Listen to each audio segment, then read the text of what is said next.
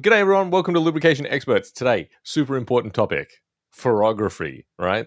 So this is something which is always covered, for example, in the MLA materials, Machinery Lubrication Analyst. Um, for some reason, I find that it's relatively rare to see actual practitioners in the field. Now, I don't know if it's because of the complexity or the fact that there's a bit of nuance to it, right? There's a bit of sort of art that goes along with the science.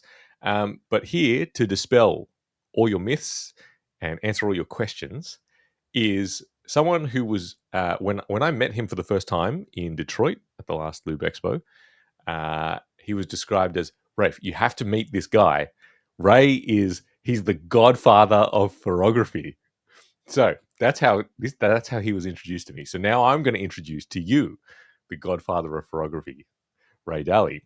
So Ray is from Trico, but Ray, could you please give me a little kind of flavor for what it is that you do and maybe how you even got into the business? Thank you, Rafa. And again, it's a pleasure being interviewed by you and sharing my thought processes with your audience and so forth. How I got my title is Business Development Manager at Trico. I'm involved with the potential design of the ferrography instruments, the application of ferrography instruments. I teach and mentor a lot of our new employees and employees in the ferrography realm. And basically, my job is to help answer some of those questions on the ferrography technology. That's what my role is at Trico at this time.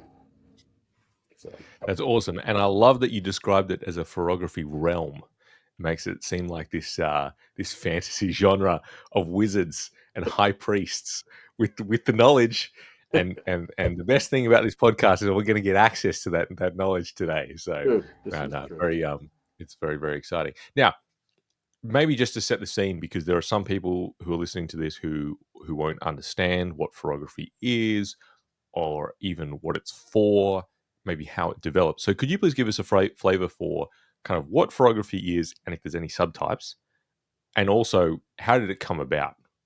Let's take that last question first. Like I said, the technology got into play based on the U.S. Navy needing a technology to be somewhat in between failure analysis and also spectrometric analysis.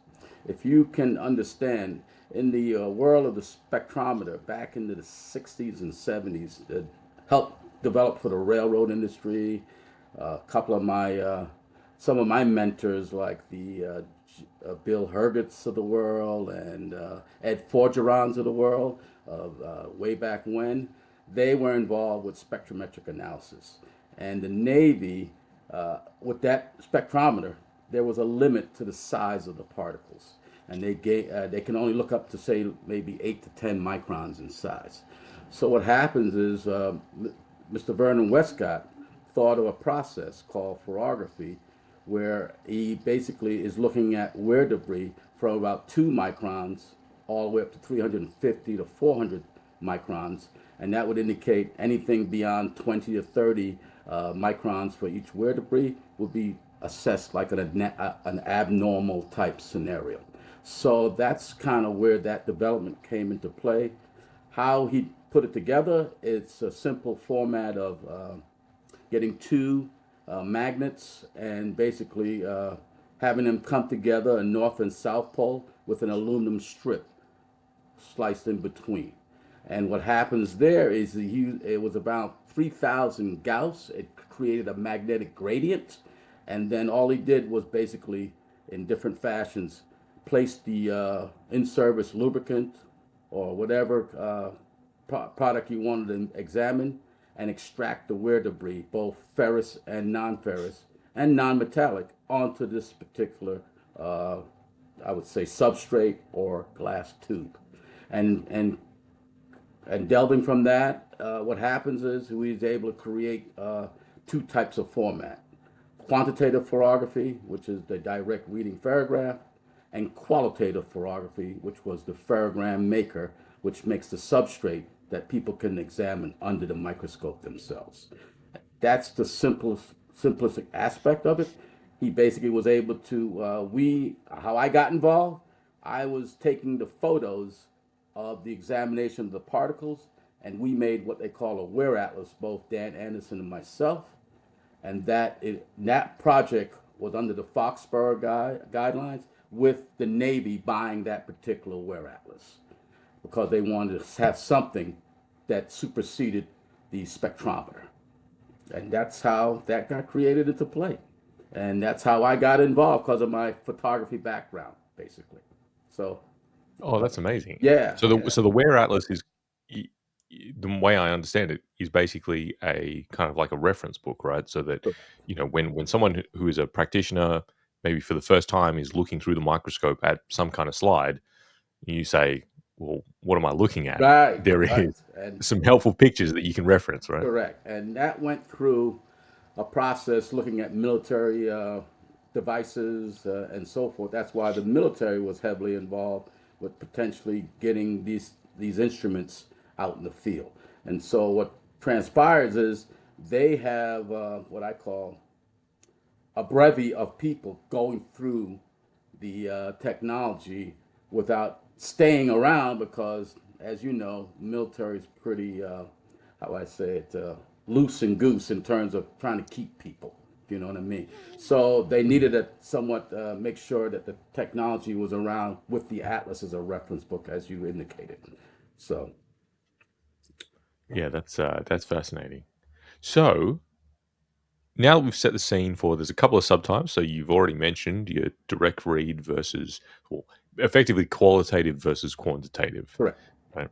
Um, what do you see as being the main applications? I mean, you've already talked about the fact that it was developed within defense, which it seems like a lot of these technologies kind of have their origin somewhere in the defense department. Um, so, number one, what specific application were they looking at it for? And then maybe where has it then branched out and where you've seen its most effective use?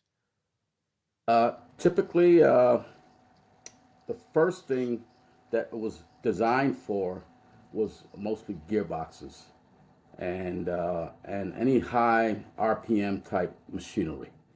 What happens is there's another technology out there, as you know, vibration analysis and ultrasound and thermography and so forth.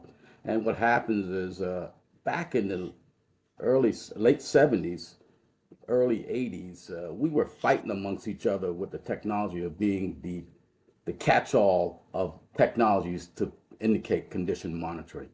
And what happens there is we kind of, instead of beating each other up, we kind of concluded that you kind of need to come together and form this alliance, which we call today predictive maintenance. Okay, so that stemming from that, what happens is the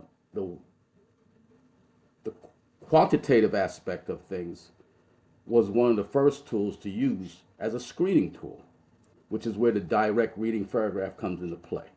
Now, it's a less expensive test. People call it ferrography, but it's only one half or one third of the, I should say, one third of the process of what you're having to do. What that does is basically screen the samples that you have, kind of quantify where's the machine at in terms of a trending application, and then the next step is to when the where debris or starts to go up, is try to find out, okay, what is going up? What part of the application is having issues? And in a gearbox, there's a gear, there is bearings, there is all kinds of different types of items inside that tend to what I call gradually slow death. Okay, because gearbox are typically designed to take it for a long period of time. Water ingestion, uh, contamination, the whole 9 yards comes into play in regards to that. And the Ferrograph can easily what I call monitor all of that as long as you take what I call a good sample. So that's where I would say you will need to apply first in regards to the ferrography application, if that makes Okay. sense. So that's very helpful. I think probably the key there is the use of the direct read as like a screening tool, right? Because I think a lot of people look at ferrography and go, well, that's very involved, just in terms of the personnel aspect. Like it's quite time consuming. You need to have really good trained people, and they kind of look across their lube oil program and go, well, that's not practical for us to do that for every sample. And you're right, right? So you're supposed to use a screening tool beforehand and identify, hey, which ones do we really need to kind of zone in on? So that that makes a lot of sense. Now, with with analytical photography, so if the qualitative, if you like, we've even got some subtypes to that, right? Because I've seen you've either got your glass slides or you've got your what you might call just simple patch or micro patch, or and obviously with patches, there's various different pore sizes and all the rest of it. Um, are there circumstances that favor one over the other? Like what's the reason that we would use your glass slides versus your regular patches? So that's an excellent question, Rafa. What happens there is in the patch, you're getting an accumulation of particles that are not separated large from small. Okay. You are getting a conglomerate of material that just plunges down on the patch and is filtered out primarily. Okay. And you're not getting where the largest particles are disseminating to the smallest particles, which is the advantage of the glass slide or the ferrogram, I would call it. In the ferrogram, I can literally deposit wear debris, and the magnet will separate out the large from the small, winding all the way down from the entry where the oil first deposits to the exit. And based on the magnetic field, it will separate out. Now, some people will say, oh, so that's just ferrous material, Ray Dalley. And I say, yeah, this is true. But at the same time, the non ferrous materials are randomly deposited like panning for gold. The steel debris that makes those strings of lines that in the magnetic field, the non-ferrous particles like the copper alloy or zinc or chrome or aluminum will definitely just precipitate, but will precipitate without any magnetic field, and they would randomly deposit on the slide. So easily, if I look at that ferrogram or glass slide, I can then easily differentiate what's ferrous and what's non-ferrous. Now you'll also get some contaminant material in there too that will deposit and be held in place.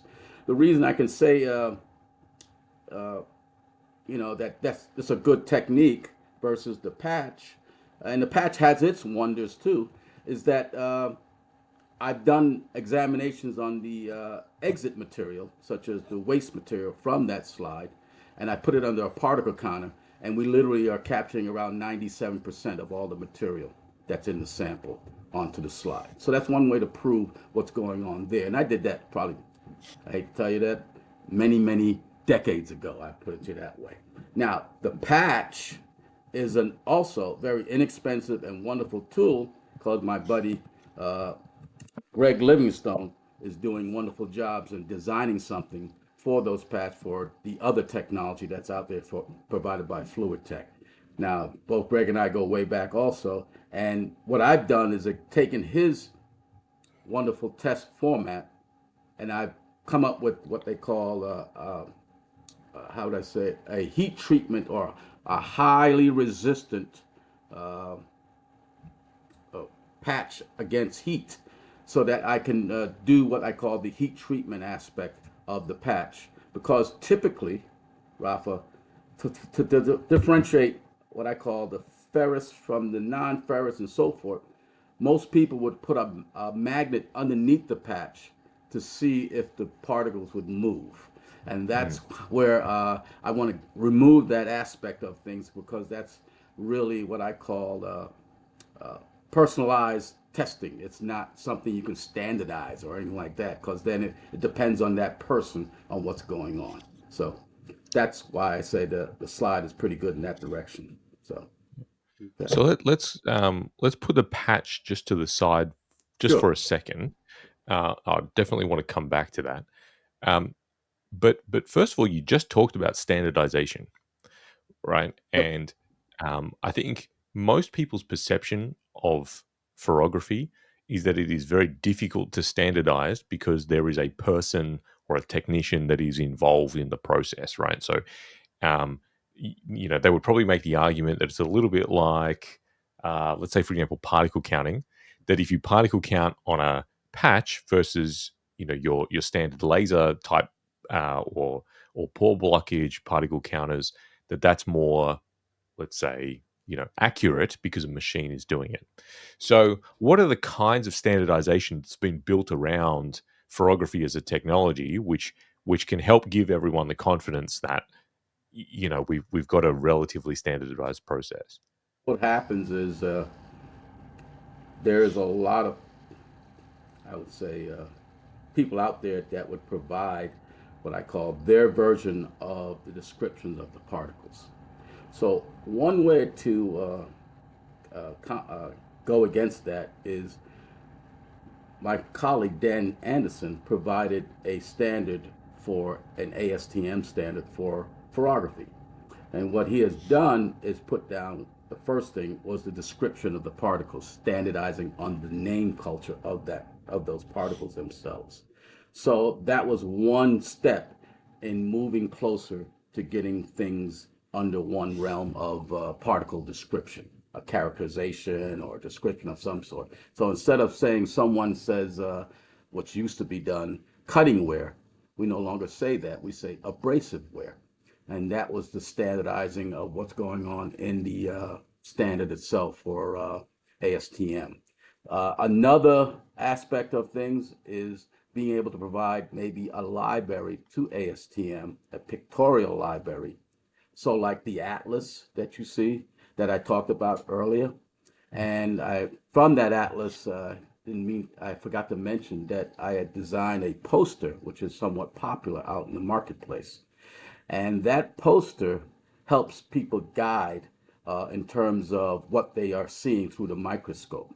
Now, let's take the poster further and just create a library at ASTM maybe, and that library constantly grows depending on what application you're involved with.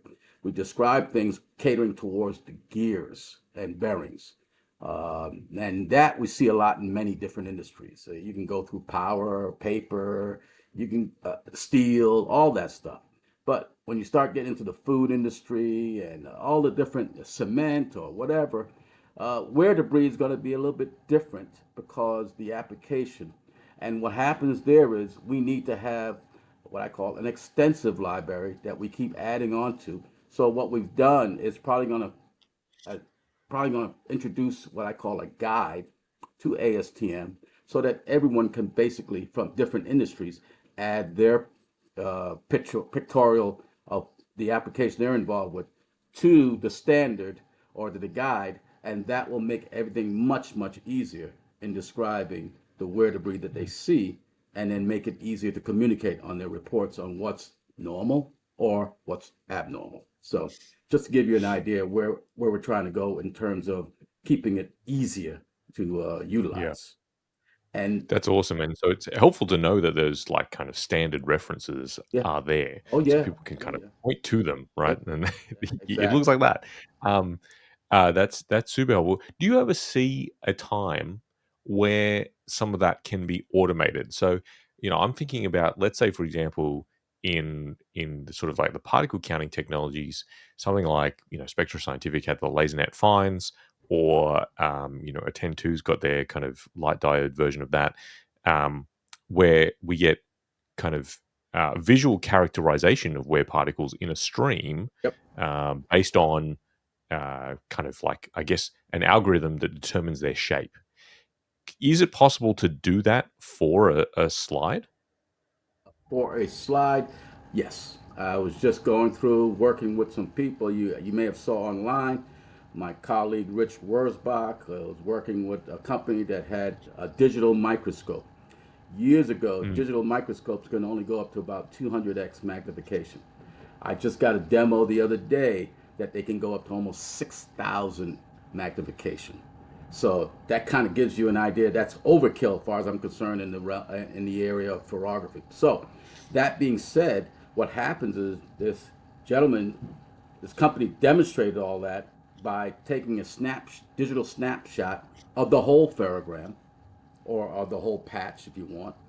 And in the past, we used to worry about where the location of the particles were. The computer and everything does that for you, where it automatically will indicate exactly what type of debris is present, potentially comparing it to a library of things, and then mark those particles, that library that you're looking for, to a certain particle, to the whole ferrogram itself. So that gives you a kind of a sense of where it can take off to in that direction. So it's around the corner, my friend. Just apply a little AI activity to things. You never know, okay? But that's All definitely right. around the corner for sure, and that will Oh, take what I call uh, the magic of what do you call it, photography away, and it will definitely be able to pinpoint exactly what's going on. The real trick is making sure you make the calls on the right application and how long things will last. That's always been the magic act.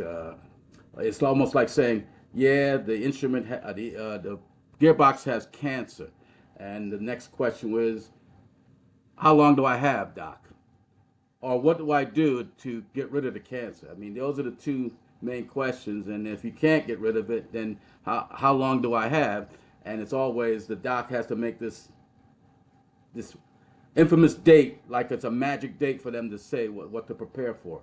The same thing lives in the world of manufacturing managers. Okay, if I can last this long and I get production out the gate, how long can this thing go for? Can I, tie this along for a period of time? And okay, great. And I'll order in the meantime a replacement or this or that and so forth. And that's always been the magic number, no matter what, whether you're in oil, ultrasound, vibration, those things. So just my yeah. thoughts in that direction. Sorry, I didn't mean to get off on a tangent. No, that's amazing, and it's cool to see some of these technologies kind of peeking around the corner, sort of thing. And I guess that sort of opens up a bit of a question around that sort of analysis is almost like you'd maybe call it semi-quantitative Hmm? in the sense that it is more standardized than what it is now. Um, is there are there other semi-quantitative kind of methods that we can also apply to photography? So I'm thinking, for example, like running patches or slides through an XRF machine, for example, to kind of determine like the elemental composition of what's on the patch. Is that kind of stuff possible? I haven't really seen it done all that much. It's there.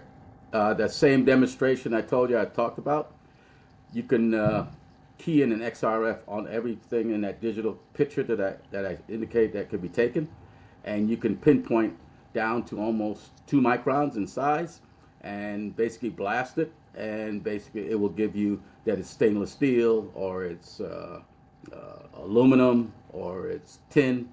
They have that already in the microscope. It's a matter of whether the customer would like to pay the extra dollars to be able to pinpoint what's going on. So what you're going to have now is a cheap version of doing analysis versus a pinpoint expert version of doing analysis. Do you want to drive in a Pinto, or do you want to drive in a a Maybach? It depends on what you'd want to do in that direction in terms of pinpointing the technology itself, or pinpointing the Yeah. analysis, I should say. Okay. Yeah, I saw Rich's demonstration, and Yeah. I got to say, I had a massive amount of gear envy because that thing was awesome. But uh, obviously, it does come at a price. Although, having said that, I mean, maybe some of the traditional methods of doing that kind of work in the past would have been the sort of SEM EDS type work, and hey, well, potentially this is a cheaper solution than that. So, um, Well, anyway, what you can do from a business perspective, Rafa, is someone will buy the equipment, develop a library if they want to spend 3 to 5 years developing the library, and basically, who's what industry will help want those I call measuring viewpoints, because that's Mm. exactly what it is. In order for them to say, I can keep my plant running, or I can shut it down so I can do the proper maintenance that I need to do in a JIT, just in time type scenario. So uh, there is a potential business in that direction for someone to be able to collect that. Now, you can also do that maybe on a website situation where you got customers sending you information in that direction, and you provide what I call a response back to them, but you're able to collect that data to make Mm. your website that much smarter. So the bigger the what I call the library, the better and more pinpointed the accuracy of the analysis will be. It's Yep. simple, but it's time consuming to develop. So Yes. Yep. And that's the thing with all these kind of new AI models is they're only as good as the training data, right? correct. Okay. So now that we've kind of gotten to that point, um, let's talk about running a program and whether you would want to do that in house versus sending it out to a commercial lab. What's the kind of the trade offs that you see with either of those options? Well, I started off in this business with after being with Foxborough. We were purchased by a company called Sohio slash British Petroleum. And when that occurred, those are the questions they were thinking about that you provided today. What will it take?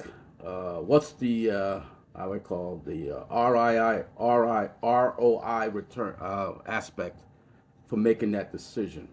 And what I've come down to is, from experience, is that if you're running about 300 to 400 samples a month doing testing of the ferrography, whatever testing format, over that number, I think you should start outsourcing it to somebody else, because it's going to take quite a few personnel in terms of taking samples, uh, operating your computer system with the data results, being able to get it back, get your decision making aspects into a CMS type scenario. Those type of things come into play. So my magic number was always 350 to 500 samples.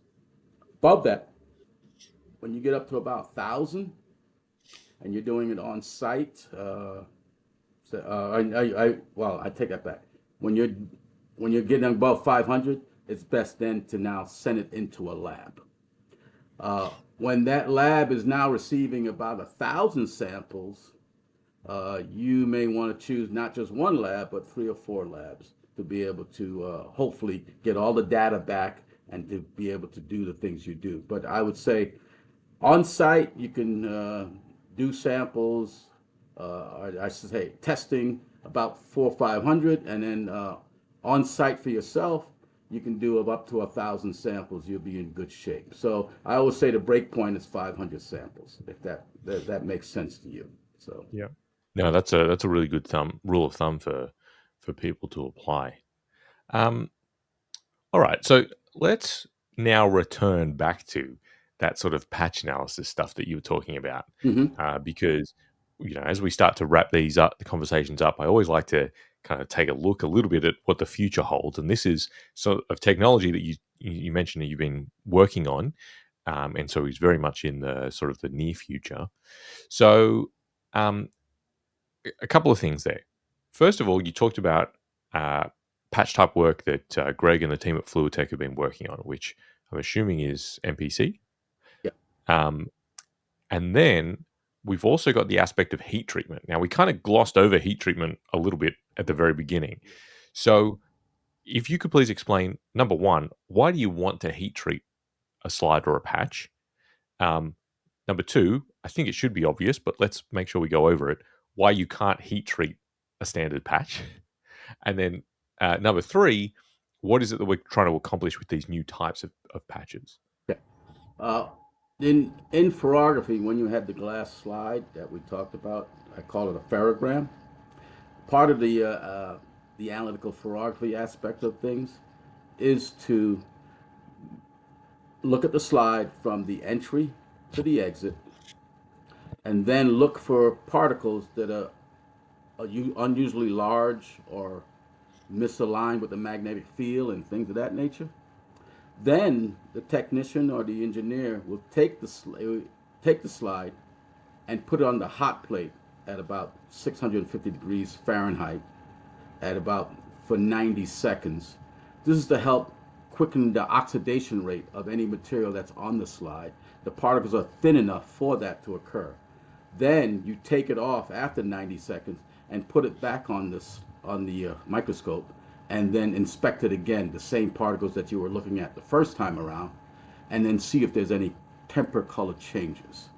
Those temper color changes tend to pinpoint what's going on or what type of material is present.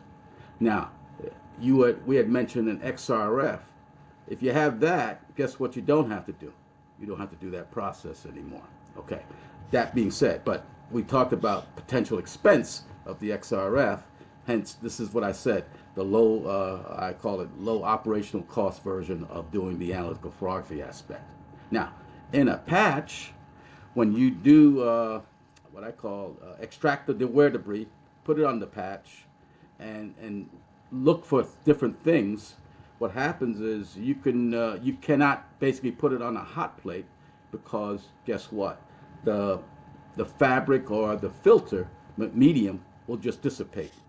We would call that organic or whatever, and that would indicate that it'll just burn up, and so the particles will burn up too for us to have what I call a heat treatment inspection of what's going on. So, therefore, if we can find a patch that has about 0.47, 0.047 porosity and so forth, we can, and it's impervious to the temperatures that we're looking for, such as maybe a 800 degrees F, 600 degrees F, that type of thing. We can then do the patch, put it on a hot plate, take a picture before, take a picture after, and then indicate what type of material might be in the case of what's going on. So that's what I'm involved with, knowing that the simple what I call ASTM standard, I think it's 7670 or something like that, where they only have what I call the instructions on how to do make a patch from oil. What I'm going to do is probably add the technical paper that I'll send off to you onto the standard as an appendix. Not trying to change the standards. I'm just trying to show them that there's other techniques that they can use by having the patch themselves. I have an example of that patch that you can utilize, and I have 3 vendors because one of the things I don't like to do is have a sole source anything, and I like to have everybody have their opportunity to create business on a potential project, and that is you having these heat resistant glass patches they call them, okay. So there's Paul Filter, Millipore, there's GE, all of those guys make those particular patches, and it's on the technical paper that I have. So, and I'll send that forward to you. Okay, so that's primarily why I want to do that, because one of the things that Greg's company might be thinking of is, hey, how about if I heat treat the patch that comes from varnishing and things of that nature, and what color changes may they have, or what happens to the patch impervious to the patch burning up in terms of the material that comes on their particular patch themselves. And that's, again, a possible new potential product that they can offer in their marketplace. So that's part of the research aspect of what's going on. So, and I like So in the research. future, Yeah, there is the possibility that we would have the capacity to do both MPC and ferrography on the same patch, correct. Yeah, which I think in both instances are probably underutilized tests, yes, because up until this point, ferrography is when I've seen it adopted anyway, has kind of been, oh, that's for gearboxes, and MPC has been, oh, that's for turbines, right. versus, well, actually, in terms of ferrography, anything that wears realistically could benefit from this process.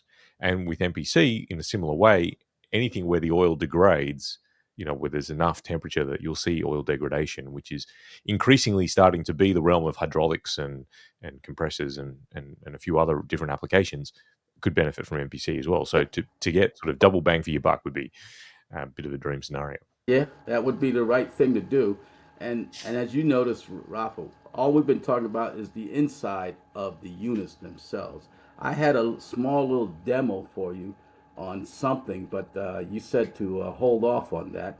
But most of the times we don't inspect what's going on around the plant or around the machinery or anything like that on the extraneous, what I call the air or whatever that's potentially coming into the place. The first thing we tend to do is inspect internally on what's going on. When you go to the doctor, the first thing I want to do is let me take a temperature, let me get a blood, a blood test and so forth. Everything is inside.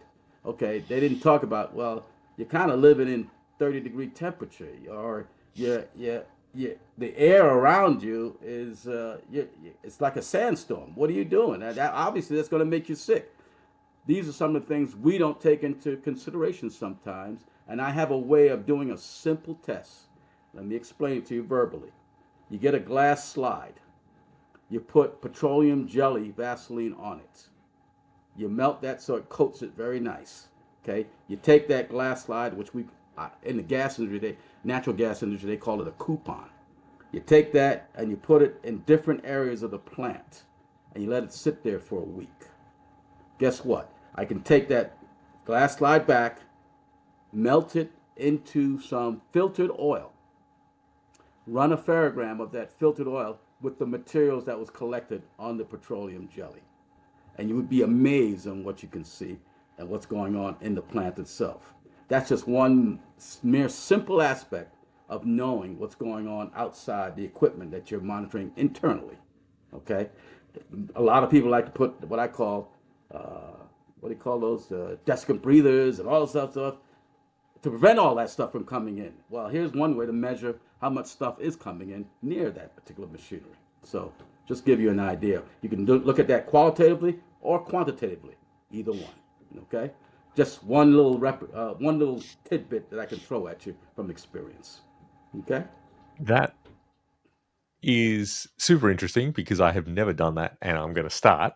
That had never even occurred to me to do that kind of analysis using the little microscope that I've got at the back there.